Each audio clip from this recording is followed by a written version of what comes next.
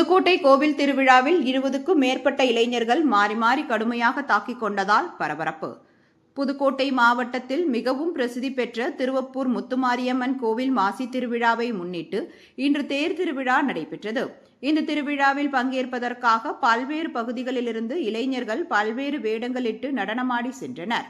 இதேபோன்று ராஜகோபாலபுரத்திலிருந்து இளைஞர்கள் பெண் வேடம் போன்ற பல்வேறு வேடங்களை அணிந்தவாறு நடனமாடியவாறு மேலதாளங்கள் முழங்க ஊர்வலமாக சென்றனர். அப்பொழுது மதுபோதையில் வந்த இளைஞர் ஒருவர் தனது இருசக்கர வாகனத்தை ஊர்வலமாக சென்றவர்கள் முன்பாக நிறுத்தி வாக்குவாதத்தில் ஈடுபட்டுள்ளார்.